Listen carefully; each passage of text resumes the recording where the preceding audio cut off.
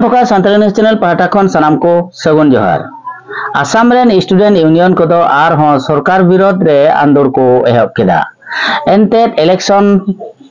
हुयो लगित आर आयमा दिन बनुआ बीटीआर इलेक्शन होयतो निया सेप्टेम्बर अक्टोबर भितरे गे हुआ इन तायम खान गे आर आसाम रिया जेनरल इलेक्शन हो हुआ आर चलावेन इलेक्शन लहा लहाते आसाम सरकार वर्तमान रेन सरकारे मेन लेदा आदिवासी को हासा पट्टा एमाव का चा बागान रे जहां मेना को उनको हो हासा पट्टाई एमाव को मेनखान नय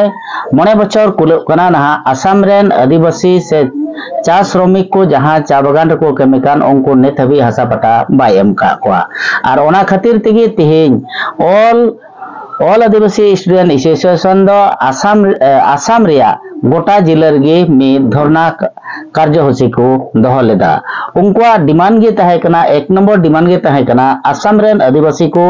जनजातिकरण और आसाम रेन आदिवासी को आदिवासी लेकाते कास्ट सर्टिफिकेट एमाव को हासा रिया पट्टा और बागान रे चा बागान रे जहां को कमी कान उनका मुजरी हो 551 टका कते बढ़ाव कता कुमा आसाम सरकार ने वर्तमान दो आसाम रे आयमा जिला रे इलेक्शन एहब कदा और ओना इये तेगे होयतो पासे नुको स्टूडेंट यूनियन रेन दो निया आसाम सरकार और भारत सरकार विरोध रे आंदोलन को एहब कदा एनते तिहिन धरी जहांटा नामो जरूर कना एसटी जुड़ हो बाय एमा कना कास्ट सर्टिफिकेट हो आदिवासी लेकाते कास्ट सर्टिफिकेट बाय एमो कना हासारिया पटा बाय एमो कना और चा श्रमिक को जहांटा मजूरी मेन ले 550 टका कते एमा ओना हो बाय एम का कोआ अना लेकाते गे तिहिन ऑल आदिवासी स्टूडेंट एसोसिएशन बिश्वनाथ जिला सेमलेट रहो बिश्वनाथ जिला रिया डीसी ऑफिस समांग रे मिद धरना कार्यसूची को दहो लेदा उनको चे डिमांड को दहो लेदा उनका रोड हो मेना ओना रोडिंग आंजम चेत या आसाम फगा सान्ताल सेरेन सनाम नेलिए को आमार राज्य केंद्र समिति निर्देश मर्मे आमार सम्मानीय सभापति रेजान हर डांगरिया और सम्पादक आमार देवेन उरांग डांगरियार निर्देश मर्मे आज समग्र असमते आमी जिला उपायुक्त कार्यालय आज आमी 3 घटिया धरना कार्यसूची रूपायन करि आसु आमार मूल दाबीबुर हल साउक जितिया बीजेपी सरकार असमत नासिले आमार लोकसभा 2014 जितिया बीजेपी सरकार लोकसभा इलेक्शनत निजे কৈছিল जे असमत आमी যদি बीजेपी सरकार गठन करिम তেতিয়া निश्चय आमी आदिवासीर लगते 6 जनगोष्ठीक आमी जनजातिकरण करिम बोली आमाक प्रतिश्रुति दिছিলে और लगते 2016 सनत विधानसभा इलेक्शनतो बीजेपी गवर्नमेंटे কৈছিল जे आमाक आपनालोके অসমত बीजेपी सरकार आनक आपनालोকক आमी 3 माहर भितरते जनजातिकरण प्रदान करिम बोली किंतु दुर्भाग्यक्रमे आज आमार 10 बছर उकली गल किंतु आज आमार जनजातिकरण माने दिया माने हुआ नाय हे कारणे आमी आज এই ধরনা কার্যসূচীর পরে আমি বিজেপি গভর্নমেন্ট অসম সরকার হেমন্ত বিশ্ব শর্মাক আমি জানাব বিচাৰিছো আপোনালোকে যদি অসমত যদি বিজেপি সৰকাৰক যদি ৰাখিব বিচাৰে তেতিয়াহলে আমাৰ আদিবাসী সকলৰ মূল দাবীসমূহ আপোনালোকে দিব লাগে আমাৰ প্ৰথম দাবী আছে জনজাতিকৰণ দ্বিতীয় দাবী আছে আমাৰ শাসনমিকৰ মজুৰি 351 টকা তৃতীয় দাবী আছে আমাৰ আদিবাসী সকলৰ চাহ বাগিচাত বসবাস কৰা আদিবাসীৰ ভূমি পট্টা দিব লাগে আৰু গাঁও এলেকাত বসবাস কৰা আদিবাসী সকলক ভূমি পট্টা দিব লাগে আৰু আমি আমাৰ জাতিগত প্ৰমাণ পত্ৰ একেবাৰে সৰু বস্তু হয় আমি আগৰ পৰা কৈ আছো যে আমাৰ আদিবাসী সকলে জাতিগত প্ৰমাণ পত্ৰ আমাৰ নিজৰ জাতি হিচাপে দিব লাগে উৰাং হিচাপে মুণ্ডা হিচাপে গড় হিচাপে খাৰিয়া হিচাপে দিব লাগে কিন্তু আজি এই জাতিগত প্ৰমাণ পত্ৰটো আজি মানে চৰকাৰে দিব পৰা নাই যাৰ কাৰণে আজি আমাৰ আদিবাসী কোটাৰ ডক্টৰে সিট হোক ইঞ্জিনিয়াৰে সিট হোক বা অন্যান্য আমাৰ কোটাসমূহ আজি সিটসমূহ অন্যান্য জাতিসমূহ মানে আমাৰ সুবিধাসমূহ মানে ভোগ কৰি আছে সেইকাৰণে আমি বিজেপি চৰকাৰক ক'ব বিচাৰো যে আমাৰ এই সমস্যাবিলাক আপোনালোকে অতি শীঘ্ৰে সমাধান কৰক অন্যথা আমি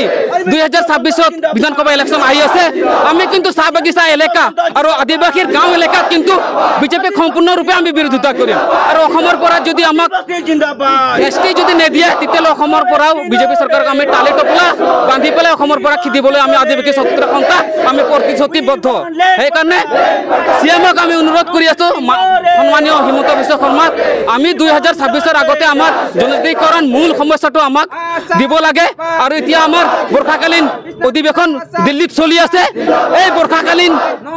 অধিৱেশনতে আমাৰ জনজাতিকৰণৰ বিলটো আনিব লাগে আৰু আমাৰ জনজাতিকৰণটো প্ৰদান কৰিব লাগে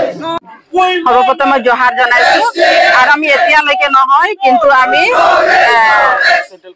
1996 পৰা আমি এটাই আমি দাবী আছে আমাৰ জনজাতিকৰণ আৰু আমাৰ মজুৰি বৃদ্ধি কৰা আৰু আমাৰ হৈছে মাটিৰ লেণ্ড পাটা আৰু এই তিনিটা দাবিতে আমাক এই বহুত দিন ধৰি আমাক চৰকাৰে এইবিলাক সা সুবিধা বা আমাক এইবিলাক এতিয়ালৈকে দিব পৰা নাই আমি নিজে লাজ পাইছো যে তেখেতে আমাক নিজে মানে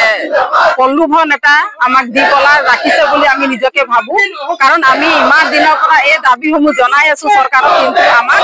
নুনাৰ দৰে ভাও আৰু মানে নজনাৰ দৰে ভাও আমাক দি আছে কিন্তু আমি আদিবাসী মহিলা হৈ পেলাই আমি এইটোৱে বিজেপি চৰকাৰক জনাইছো যাতে 26ৰ আগে আগে আমাক যাতে জনজাতিকৰণ আৰু আমাৰ লেণ্ড পাটা যি আছে মাটিৰ পাটা আৰু লগতে আমাৰ হৈছে মজুৰি এই তিনিটা যদি আমাক কৰি নিদিয়ে তেতিয়াহ'লে আমি বেলেগ এটা আমি চৰকাৰক মানে সমৰ্থন কৰিম বুলি আমি ভাবি ৰাখিছো আৰু সমৰ্থন কৰিম হয় আজি আমি সদৌ আদিবাসী ছাত্ৰ সন্থা আমাৰ কেন্দ্ৰীয় কমিটিৰ নিৰ্দেশ মৰ্মে প্ৰতিখন জিলা উপায়ুক্ত কাৰ্যালয়ৰ সন্মুখত আমি ধৰ্ণা কাৰ্যসূচী ৰূপায়ণ কৰিছো আৰু আমি অসম চৰকাৰক আপোনালোকৰ মাধ্যমৰ যোগেদি আমি জনাব বিচাৰিছো যে অসম চৰকাৰে শুনিও নুশুনা বুজিও নুবুজা জানিও নজনা ভাওজুৰি আদিবাসী জনগোষ্ঠীক যিটো প্ৰতাৰণা কৰি আছে তেওঁলোকে গাদীত বহাৰ আগত যি প্ৰতিশ্ৰুতি দিছিলে যে আদিবাসী জনগোষ্ঠীটোক আমি গাদীত বহাৰ লগে লগে যিখিনি প্ৰতিশ্ৰুতি দিছিলে সেই প্ৰতিশ্ৰুতি কিন্তু তেওঁলোকে আজিলৈকে এটাও পূৰ কৰিব পৰা নাই তাৰ কাৰণে আমি বিজেপি চৰকাৰক আমি ধিক্কাৰ জনাইছো বিজেপি চৰকাৰে যদি আমাৰ সৰু সৰু আমাৰ আইডেন্টিটিটো তেওঁলোকে আমাক আজিলৈকে দিব পৰা নাই আমি কি জনগোষ্ঠীৰ হয় কি উপকাষ্টৰ সেইটো আমাক দিব পৰা নাই আমি সেইটো লৈ পেলাই আজি আন্দোলন কৰিব লগা তাতকৈ আৰু দুৰ্ভাগ্যজনক অসমত যে আৰু একো নাই ক'ব লগা লজ্জিতৰ বিষয় আজি চাওক অসমৰ আদিবাসীসকলে যদি ঝাৰখণ্ডত উৰিষ্যাত যদি ভাৰতবৰ্ষৰ সংবিধান এটাই তাত গৈ পেলাই যদি আদিবাসী হ'ব পাৰে তাত গৈ পেলাই যদি উৰাং মুণ্ডা হ'ব পাৰে ইয়াত আহি পেলাই আমি কিবা আলু তাৰ পৰা আলু অহাটো ইয়াত পিঁয়াজ হ'ব পাৰে নেকি বেঙেনা হ'ব পাৰে নেকি আমাৰ অসম চৰকাৰে যেনেকুৱা ধৰণৰ প্ৰতাৰণা কৰি আছে কিন্তু আমাৰ জনগোষ্ঠীয়ে কিন্তু চাই আছে কিন্তু অনাগত সময়ত এই বিধানসভা ইলেকশ্যনৰ কিন্তু তেওঁলোকে প্ৰত্যুত্তৰ পাব এইটো খাটাং আমি আপোনালোকক যেনেকৈ আপোনালোকে প্ৰতিশ্ৰুতি দিছিলে এই প্ৰতিশ্ৰুতি পালন নকৰাৰ কিন্তু আপোনালোকে ভোগ কৰিব লাগিব Assam Focus